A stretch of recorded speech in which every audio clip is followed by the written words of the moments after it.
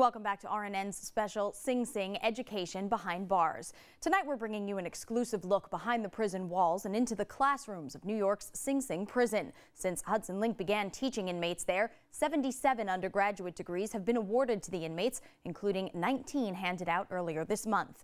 RNN was once again granted exclusive access to attend the commencement ceremony. Among the graduates were Douglas Duncan and Jose Jimenez, who we met during our earlier visit. It was the moment they'd been waiting for. Family members stood and cheered as the 19 graduates approached the podium to receive their diplomas. Under their robes, they wore the green pants of a Sing Sing inmate. But on this night, they were just students eager to accept their degree. For Douglas Duncan, it was a moment of great pride. I've been waiting a long time for this day, mostly for my mom, my family, It's like my way of giving back for all the support they've given me through the years. During our previous conversation, Douglas spoke about a promise he made to himself at his trial, that the next time his mother cried over him, it would be for a good reason. Seeing Douglas in his cap and gown, that promise was fulfilled. My eyes are a little teary, and these are tears of joy. When Douglas first came to Sing Sing, personally, I thought all hope for his life was gone. I could not, at that point in time, see where anything positive could ever come out of him being incarcerated. But today, I feel that he has taken this negative situation and turned it into a positive victory. Sitting with his family, Jose Jimenez finds his name in the program, pointing out that he's graduating magna cum laude. His mother, Feliciana, may not speak English, but she understands the depth of her son's achievement. Bien feliz. She's very proud. Me siento orgullosa de mi hijo.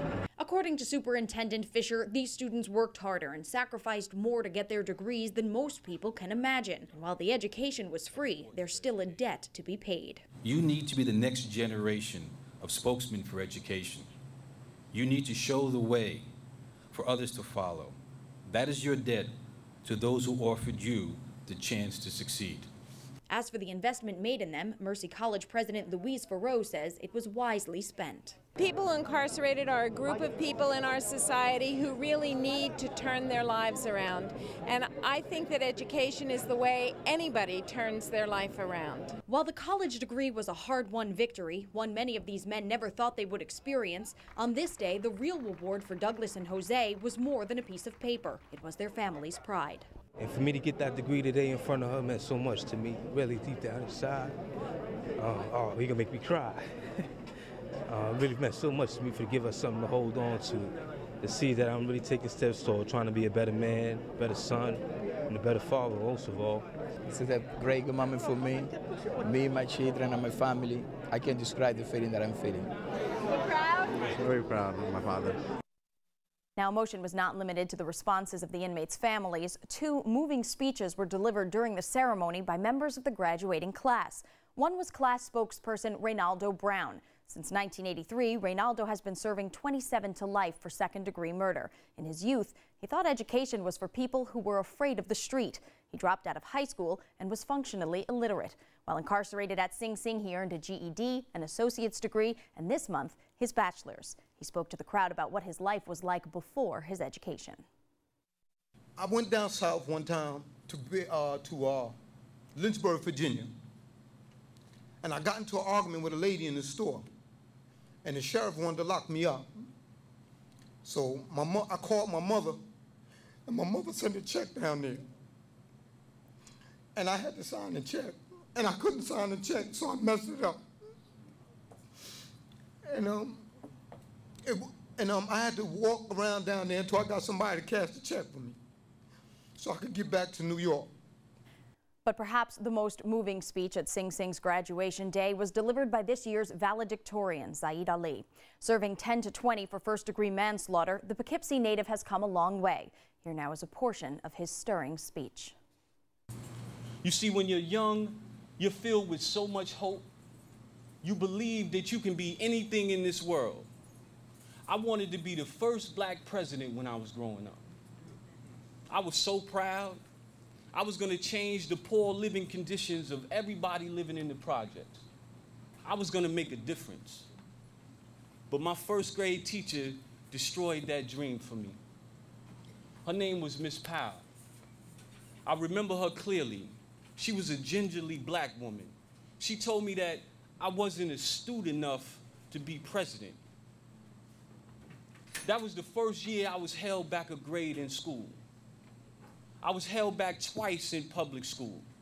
And the only way that I made it out of junior high school was through social promotion, because they told me that I was too old to stay there another year.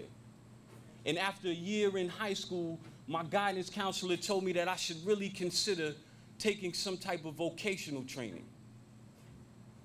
And here I am now, the valedictorian.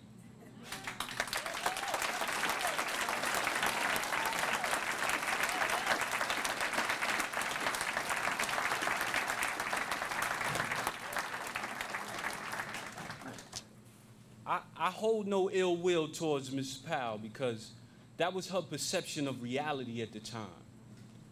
You know, she may have been a person like so many of us who've allowed our experiences to dilute our expectations, to make our current reality the basis upon which we judge not only our own futures, but the futures of those in whom we come in contact with. Many of us come from environments where it's a constant struggle to keep hope alive. Without positive reinforcement and positive role models leading us by example and showing us that it is possible to persevere and that we can fulfill our dreams. Without these affirmations and role models, many of us lose hope. With each disappointment, a little bit of hope dies inside of us. You see, I was one of those people that lost hope. My hope was wounded during my adolescent years, but it didn't die until I was 20 years old.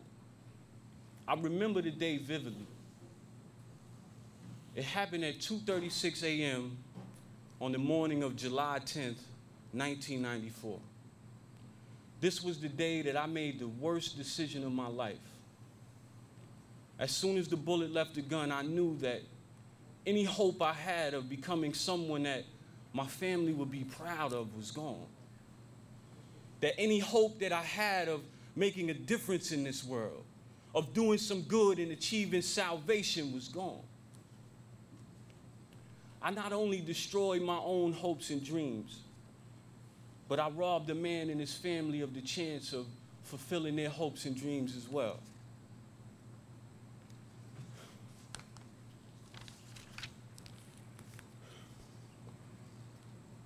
On this day, I became a man without hope.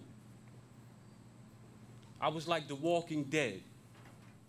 Now, Zaid Ali also spoke at length about turning his life around. When we come back, we'll have more of the valedictorian speech, so stay with us.